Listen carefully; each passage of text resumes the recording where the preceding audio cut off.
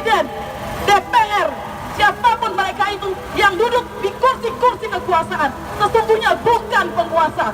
Kita yang memiliki kekuasaan. Imperialisme,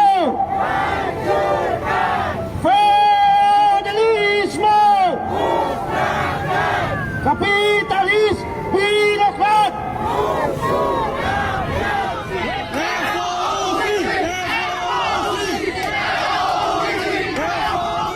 Melihat kemunduran demokrasi, etika bernegara yang diinjak-injak, serta hukum yang direduksi sekadar menjadi alat stempel bagi kepentingan oligarki dan dinasti politik. Namun, di luar pekik heroisme, sebuah pertanyaan krusial membentang. Seberapa dekat kita dengan revolusi yang sesungguhnya? Apakah revolusi akan terbit esok pagi? Kata revolusi seringkali dilempar sembarangan, seolah revolusi itu identik dengan ganti presiden. Padahal tidak sesederhana itu. Revolusi bukan juga sekedar demonstrasi yang riuh, penjarahan di mana-mana, dan pergantian rezim. Kita perlu belajar dari pengalaman sebelumnya, pengalaman 1965, 1966, waktu itu Soekarno dijatuhkan oleh gerakan mahasiswa dan kudeta militer. Tapi yang justru muncul adalah rezim militer yang lebih diktator. Nah, begitu juga reformasi 1998. Justru reformasi dibajak para elit. Dan kita sebelum berdebat secara serius tentang teori-teori revolusi, kita patut berkaca pada sebuah lelucon satir terbesar dalam sejarah politik modern kita sendiri. Jadi kita jangan dulu membayangkan jauh-jauh revolusi ala Prancis atau revolusi Bolshevik Rusia. Belum lekang dari ingatan jutaan rakyat Indonesia, termasuk para intelektualnya, pernah dengan sukacita tertipu mentah-mentah. Kita pernah meyakini bahwa sebuah revolusi bisa lahir dari seorang tokoh yang secara teatrikal keluar dari gorong-gorong dan menawarkan sebuah jargon manis bernama revolusi mental. Pada akhirnya alih-alih meruntuhkan tembok oligarki atau memberantas korupsi, revolusi mental itu terbukti hanya berhasil merevolusi mental para pejabat negara untuk menjadi jauh lebih nekat, lebih nepotis dan kehilangan rasa malu. Jadi sebelum berteriak revolusi, yuk pastikan dulu kita tidak sedang membuka jalan bagi tokoh-tokoh atau elit politik muncul dari gorong-gorong yang baru ya. Meminjam pandangan Hannah Arendt dalam bukunya On Revolution, revolusi adalah sebuah upaya radikal untuk mendobrak tatanan lama demi kebebasan dan menciptakan suatu awal yang benar-benar baru, novus ordo seclorum. Untuk mewujudkan perubahan struktural semacam itu, kemarahan di mimbar kampus saja rasanya belum cukup. Ada prasyarat-prasyarat sosiologis, ekonomi, politik yang harus terpenuhi agar sebuah letupan kecil bisa berubah menjadi badai revolusi sosial dan politik. Meminjam pandangan kiri radikal, misalnya pemikirannya Karl Marx. Bagi Karl Marx, revolusi itu menuntut adanya kesadaran kelas dari kaum proletariat yang tertindas, kaum buruh yang dihisap secara terus-menerus, lalu keadaan itu mematangkan kesadaran buruh untuk melakukan revolusi. Nah, untuk konteks Indonesia kontemporer, pertarungannya adalah kelas bawah, kaum buruh tani, kaum miskin kota, bisa juga kelas menengah yang terjepit, misalnya sarjana pengangguran yang semakin banyak, melawan aliansi oligarki, politik bisnis. Jadi perkawinan antara autokrat, penguasa politik, dan penguasa ekonomi, oligarki. Kemarahan struktural itu sayangnya beberapa kali itu mudah diredam oleh hegemoni kekuasaan, melalui politik populisme, guyuran bantuan sosial, ya terutama menjelang pemilu disiram berbagai bantuan sosial atau para politisi yang tiba-tiba menjadi dermawan, kemudian juga PKH, dan perangkat kerasnya adalah selain pengerahan militer dan polisi adalah represi melalui hukum, misalnya berupa ancaman Undang-Undang ITE. Akibatnya masyarakat lebih sibuk bertahan hidup secara individual ketimbang mengorganisasi diri secara kolektif. Kemarahan tentu tetap ada, namun kemarahan itu berserakan dan belum menemukan katalisator atau organisasi pelopor yang mampu menyatukannya menjadi gerakan revolusioner yang terstruktur.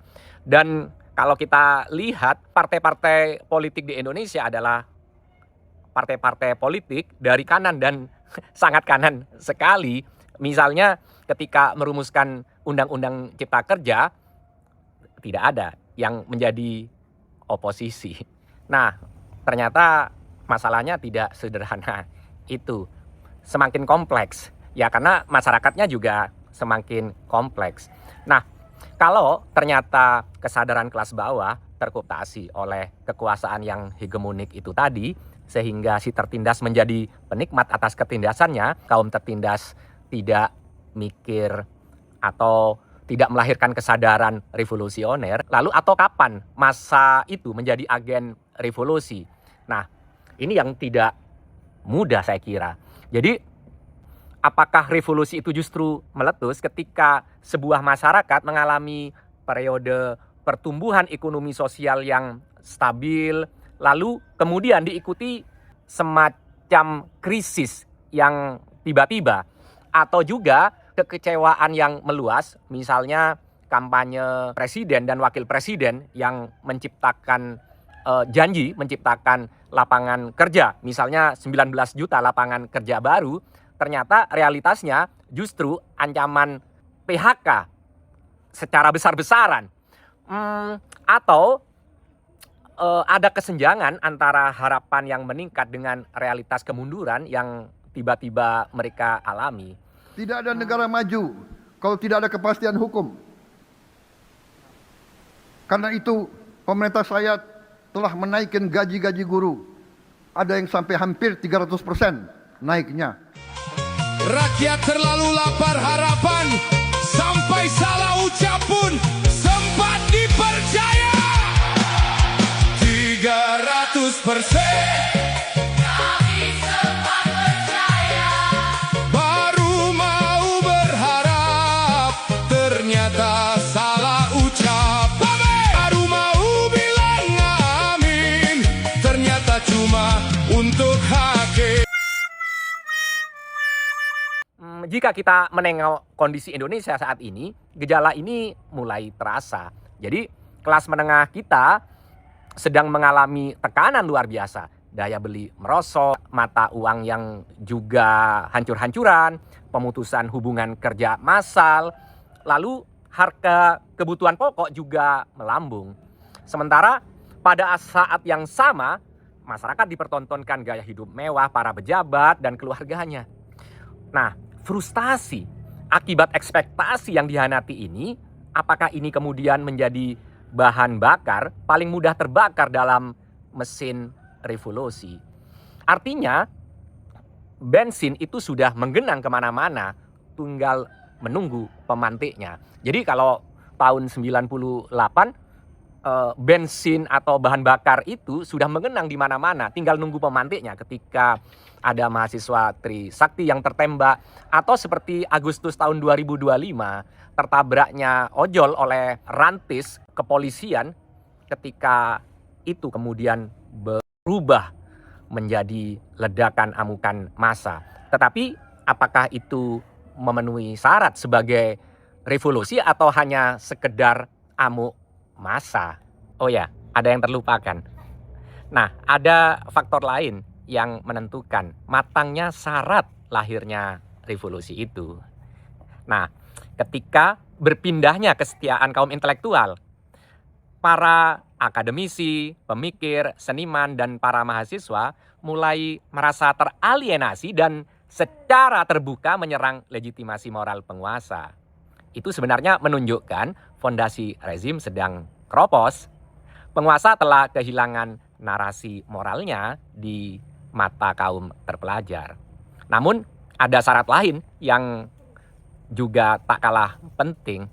Revolusi tidak akan mudah atau tidak akan terjadi semalam. Rezim tidak akan tumbang dalam waktu singkat apabila lapisan represif state aparatusnya, militer dalam konteks ini, masih solid dan bersedia menembaki lautan massa, bersedia menembaki rakyatnya sendiri. Sehingga revolusi tidak akan terjadi semalam, bahkan kemudian justru berdarah-darah, dan semoga ini tidak pernah akan terjadi di Indonesia. Nah, kalau massa rakyat juga tidak takut dengan moncong senjata, mungkin revolusi baru menemui momentumnya ketika terjadi perpecahan di lingkaran dalam kekuasaan aparat. Ya, perwira militer mungkin terpecah dan aparat mulai ragu atau menolak menggunakan kekerasan terhadap massa. Nah, ketika itu ya revolusi bisa diprediksikan. Nah, lalu mengapa kita butuh revolusi? Mulai tadi aku terlalu serius ya. Nah, nih untuk Gen Z terutama. Ya analoginya seperti HP misalnya. Kenapa sih nggak di restart aja kalau ada masalah? Misalnya kalau HP-mu cuma ngebug atau lag sedikit, solusinya kan gampang, di clear cache saja kan, atau ya sekedar di restart. Nah, analoginya di dunia politik itu ya itu namanya reformasi. Restart itu seperti mengganti menteri, merevisi beberapa pasal undang-undang, atau bikin pansus. Tapi persoalannya bagaimana kalau yang rusak itu adalah kode dasar atau OS. Nah, mau di restart. Ya, kalaupun di restart 100 kali pun, virus korupsi dan malware ketidakadilan itu tetap ada di dalam sistem komputer atau dalam sistem HP-mu itu. Restart tidak lagi menyelesaikan masalah, cuma menunda crash. Jika tiba-tiba layar HP-mu sering blue screen of death, baterai bocor parah, layarnya freeze, dan memori penuh dipakai oleh aplikasi oligarki yang menyedot data rakyat, ya sistem komputer itu benar-benar lumpuh. Di titik ini kamu nggak punya pilihan lain selain menekan tombol darurat factory reset atau wipe data. Inilah revolusi. Revolusi adalah tindakan menyapu bersih OS, ya OS lama sampai ke akar-akarnya. Ya, apakah itu menyakitkan? Tentu. Banyak data lama yang hilang, layarnya sempat mati total dan suasananya menjadi chaos sesaat. Tapi ini adalah kehancuran yang mungkin dibutuhkan agar perangkat kerasnya, ya perangkat keras ini dalam konteks ini negara dan masyarakat, tidak berujung menjadi rongsokan mati. Nah, setelah di reset perangkat itu kan kosong ya. Nah, disinilah momen paling krusial. Kalau kita menginstal OS yang lama, yang sama, atau merestore backup data yang penuh virus itu tadi, ya percuma, HP-mu bakal nge-lag lagi. Itu sama dalam konteks politik. Reformasi atau reformasi sebelumnya itu hanya menaikkan, melahirkan tiran baru atau elit koruptor baru.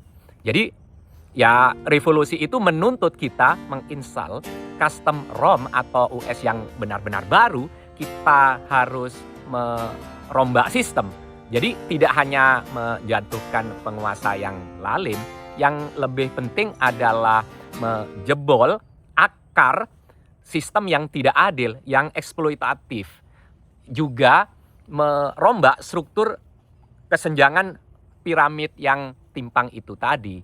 Jadi kita memang butuh OS sosial yang lebih open source, yang dalam konteks politik yang lebih transparan, yang lebih demokratis, anti bloatware, dan dirancang dengan algoritma keadilan untuk seluruh user. Kalau dalam konteks politik ya untuk seluruh rakyat. Nah, singkatnya, revolusi adalah hard reset yang terpaksa kita lakukan karena mengupdate sistem yang sudah diretas dari dalam adalah sebuah kesia-siaan. Anak muda adalah matahari terbit ketika orang-orang tua masih tertidur lelap.